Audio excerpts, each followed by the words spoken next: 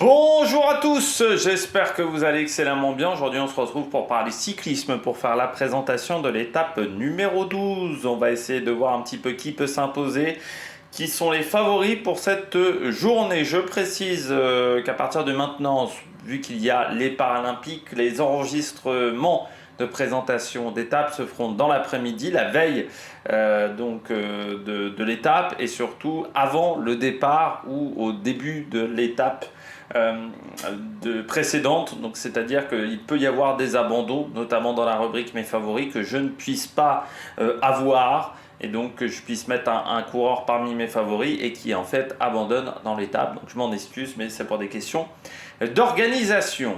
N'hésitez pas à vous abonner à la chaîne, à réagir dans les commentaires, à mettre un pouce bleu, à partager la vidéo sur les réseaux sociaux, notamment auprès de vos proches, si vous pensez que ça peut les intéresser. Dans les commentaires, n'hésitez pas à me dire qui sont vos favoris, quelle est votre grosse cote. Quand vous vous abonnez à la chaîne, vous pouvez rajouter la petite cloche, comme ça vous êtes au courant des dernières vidéos qui sortent sur la chaîne, notamment des vidéos cyclisme. Si vous avez les moyens et que vous voulez soutenir mon travail, vous pouvez faire un super thanks. Je remercie les gens qui le font. Je remercie également les gens qui font l'effort de cliquer rapidement juste après la mise en ligne des vidéos sur les miniatures, notamment sur les notifications. Ça c'est si vous avez pris la petite cloche qui permet de voir tout de suite quand une vidéo est sortie. Étape numéro 12. C'est une étape qui a une arrivée au sommet, mais qui fait, je trouve, partie de ces fameuses étapes course à l'échalote. C'est-à-dire que la Vuelta a voulu à tout prix avoir des arrivées au sommet, a voulu à tout prix avoir du dénivelé positif.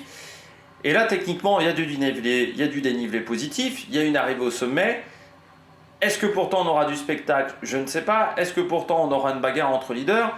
Je ne crois pas non plus. C'est là où je critique ce parcours de la Vuelta. C'est que oui, vous avez des étapes qui sont bien conçues et qui sont intéressantes. Et puis vous avez ce type d'étape-là.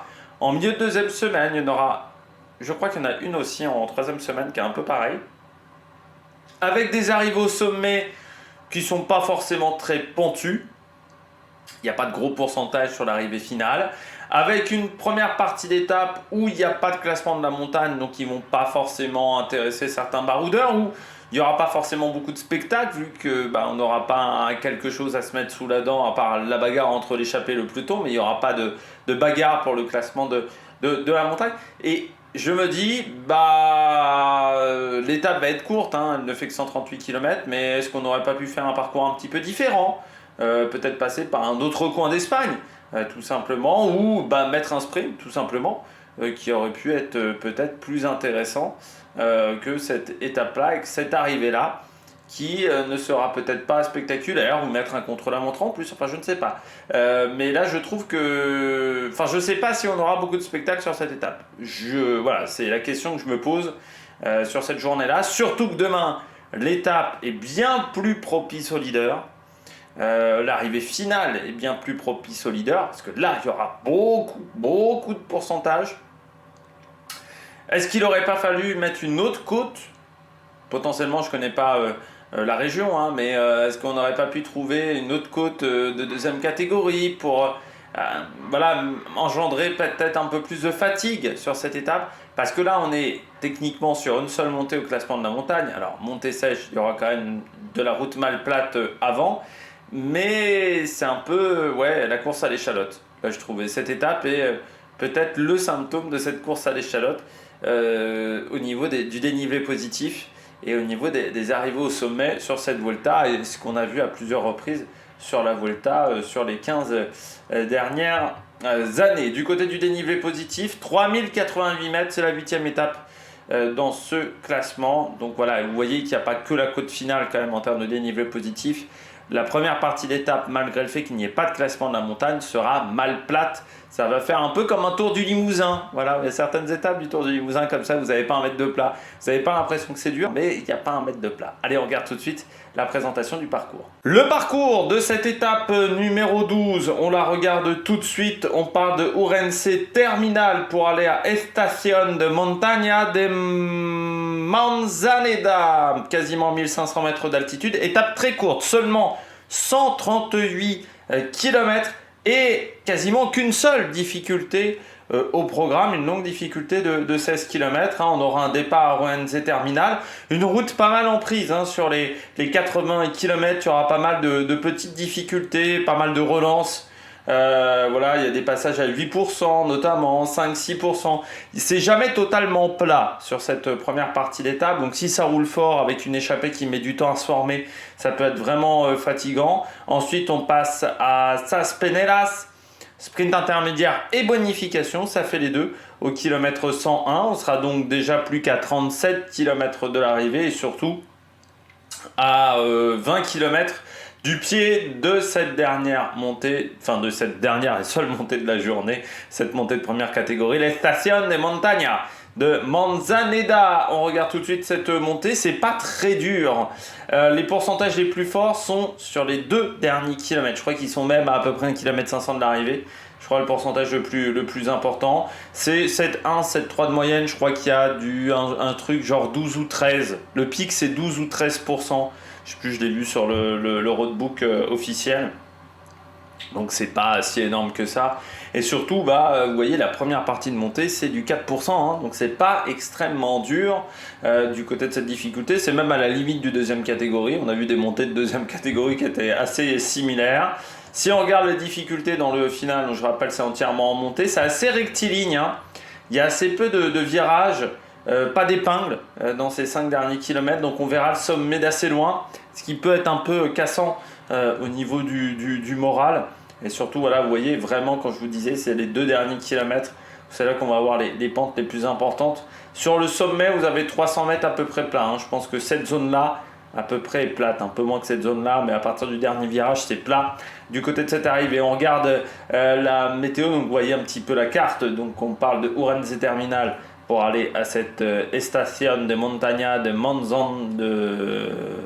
Manzaneda, c'est ça, de Manzaneda, pardon, même précisément. Oui, que dire sur cette météo. Soleil en début de journée qui va se transformer en temps orageux sur une grande partie de l'étape. Vraiment sur la deuxième partie d'étape, il y a de l'orage qui est prévu avec des possibilités de pluie qui sont assez importantes. On dépasse les 60% de risque de pluie. Risque qui se renforce vraiment dans la fin d'après-midi pour être allé voir les météos heure par heure sur une des villes. Je crois que c'est la ville qui se situe à 30 bornes de l'arrivée. Vraiment, vous avez des conditions de pluie qui se renforcent vraiment à partir de 16h et à 17h. Les risques de pluie sont beaucoup plus importants encore. Donc sur la fin d'étape, j'ai peur qu'on n'ait pas réussi à éviter la pluie. Température entre 26 et 29 degrés avec un vent de nord entre 15 et 35 km/h. Donc vent qui sera plutôt de côté sur cette étape et surtout une température qui sera au sommet à 20 degrés. Voilà, vent de nord, donc vent qui va venir tac tac tac comme ça. Donc plutôt de dos sur la fin de montée. Par contre sur une grande partie d'étape il sera de côté. Ce vent qui va venir comme ça, il n'est pas très fort. Le vent, encore une fois, 15-35, un peu plus fort sur la deuxième partie d'étape que sur la première. Au niveau du vent de cette journée, on regarde tout de suite l'histoire de la Vuelta. Du côté de l'histoire de cette étape, on part de Ourense Termal. Eh bien, jamais une étape n'est passée par cette commune. Et on arrive du côté de l'Estación de Montaña Manzaneda. Alors, on a Annemiek van Vleuten qui avait remporté le contre-la-montre du Cerati Challenge by la Vuelta en 2021. Et puis du côté de Tour de Galice, il est passé une fois, mais ce n'était pas l'arrivée en 89. C'était l'arrivée de l'étape numéro 3. Et puis il y a eu plusieurs passages de un seul passage de la Vuelta. C'est le deuxième passage seulement de la Vuelta. C'était la Vuelta féminine qui avait fait 3 jours autour de cette Estación de Montaña Manzaneda. On était passé le premier jour pas très loin de cette difficulté dans la journée. Une étape qui était plutôt destinée aux sprinteuses baroudeuses. On avait refait un contre-la-montre remporté par Van Vleuten, et puis la troisième étape passait également par cette par ce passage-là, avec une troisième étape qui était en fait, qui ressemblait énormément à la deuxième. Hein. En termes de parcours, c'était quasiment la même chose. Attendez, les stations... ouais, ça ressemblait beaucoup. Hein, les deux étapes, 107 km et l'autre elle faisait 118. Mais alors, le profil de parcours était extrêmement similaire.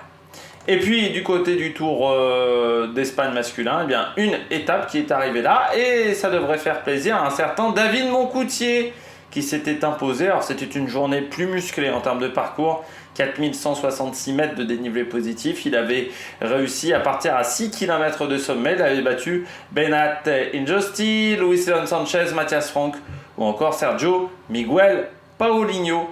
Et à ce moment-là de la course, en 2011, c'était Bradley Wiggins qui était en tête avec Chris Froome. Et même Wiggins était passé devant Froome du côté du classement général. Et pourtant, à la fin, eh bien, ça sera Juan José Cobo Acebo, mais qui sera déclassé. Donc c'est Chris Froome qui a remporté cette Vuelta 2011 devant Wiggins, Mollema, Menchov et donc Maxime Montfort qui prenait la 5e place, qui je crois était sa meilleure position dans un grand tour, dans les 20 grands tours qu'il a effectué. Je crois que c'est son meilleur classement et c'est son seul classement dans un top 10 parce qu'il avait fait 11e en 2015, sur le Tour d'Italie et 13e sur le Giro 2017. C'est sur le Tour de France où à chaque fois il se plantait Maxime Montfort, sur les quelques fois où il a fait le Tour de France. Il a 8 Vuelta, 7 Tours de France, 5 Giro à son actif, Maxime Montfort. Le cycliste du jour, eh bien on va parler d'un cycliste espagnol, toujours en carrière. C'est Carlos Canal, qui n'est pas présent. Qui est présent, sur cette Vuelta. Complètement bourré. C'est même sa 3e Vuelta en carrière à Carlos Canal. 10e à Castelo Blanco, 13e à Séville, du côté des sprints. Carlos Canal, coureur qui a commencé à la Burgos BH avant d'aller chez Euskaltel à Euskadi pendant 2 ans. Et donc il a un contrat de 2 ans avec la Movistar qui a commencé cette année. Alors c'est un coureur qui a fait des courses auxquelles je n'ai pas... Que je n'ai pas débriefé, des courses que je n'ai pas vues.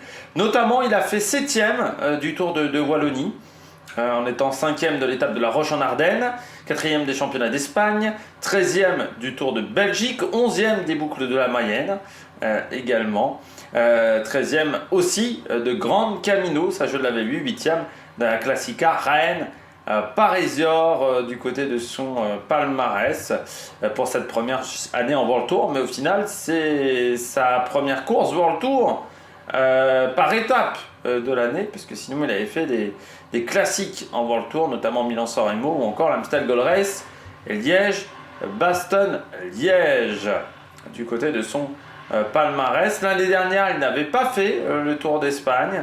Il avait fait le Tour d'Espagne par contre en 2022 où il avait pris une échappée au Peñas Blancas lors de l'étape numéro 12. Et puis en 2021 il avait pris également une échappée à l'Alto del Gamonteru lors de l'étape numéro 18. Voilà, il avait pris donc cette échappée là lors de cette 2e année chez les professionnels. Et puis en 2020, c'est vrai qu'il avait commencé en année Covid. L'année n'avait pas été forcément fantastique pour lui, avec seulement 21 jours de course dans les pattes. C'était le problème en année Covid. C'était très compliqué pour les équipes d'avoir des jours de course, et surtout pour les équipes de 2e division. Surtout que, par exemple, je crois qu'elle n'avait pas participé à la Vuelta. Si, il y avait eu une participation à la Vuelta avec Jesus Esquerra, notamment, qui avait pris une 12e place. Mais c'est vrai que c'était des courses... C'était une année qui avait été compliquée pour la Burgos en termes de points et pour beaucoup d'équipes de 2e division qui avaient du mal à participer aux grandes courses, à avoir les invitations. Et puis voilà, il fallait tenir la cadence malgré le fait que tu avais un budget qui était important et pas forcément les aides derrière, parce que c'était pas forcément simple à l'époque. Burgos qui est en 2e division depuis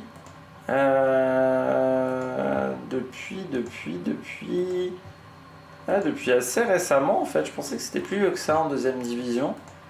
Ah, je remonte, 2015, toujours pas, 2016, toujours pas.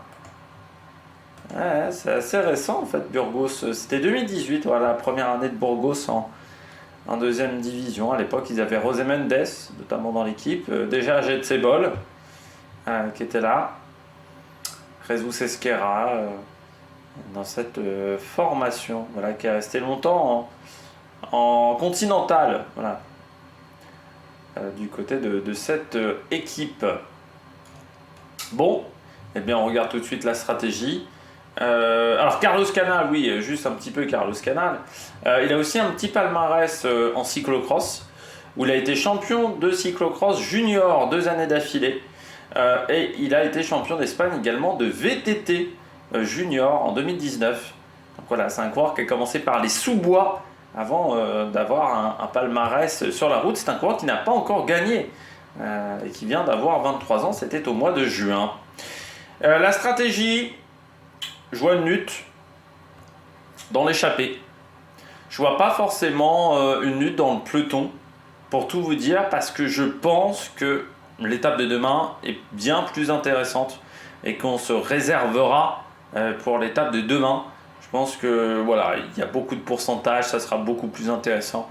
Donc là, pour moi, je dirais victoire de l'échappée. Vous voyez, maximum 12% certes, mais les pourcentages moyens par kilomètre sont bien plus faibles que demain. Donc pour moi, je verrai la lutte dans l'échappée. Et puis à part si un leader est dans une mauvaise journée, imaginons un Roglic qui ne soit pas bien et que là, ça décide des adversaires à attaquer, à accélérer le rythme. Mais j'y crois moyennement. Du côté de mes favoris, comme je tente échapper, je tente quasiment que des grosses cotes. Jevine du côté de la UAE, vu qu'ils attaquent tout chez UAE, pourquoi pas Jevine. Tao Gegenhardt, pardon. Le coureur britannique qu'on n'a pas vu de l'année, il faut bien le dire, du côté de la Lidl Trek, qui pourrait se réveiller et essayer de sauver la mise sur cette étape. Et puis Rémi Rochas, lui qu'on a beaucoup vu en début d'année et qui reste un très bon grimpeur. Et c'est vrai que chez Groupama FDJ, on essaye d'avoir une course plutôt offensive pour le moment. On mise pas tout sur David Gaudu et sur le classement général de David Gaudu. En grosse cote, vers Galito, j'ai hésité Castrillo. Je me suis dit non, allez, je tente Luca Vergalito, le coureur italien de la Alpecin, du côté du programme télé. Départ fictif à 14h10, Esgos à 15h08, entre 15h08 et 15h13. Les Borrero, 55 km de l'arrivée entre 16h08 et 16h19 pour une arrivée prévue entre 17h22 et 17h40. Et nous, on se retrouvera entre 21h et 22h pour faire le débrief de cette étape. N'hésitez pas à vous abonner à la chaîne, à réagir dans les commentaires, à mettre un pouce bleu. Et puis nous, on se retrouve pour de nouvelles aventures sur la meilleure production. Ciao, ciao!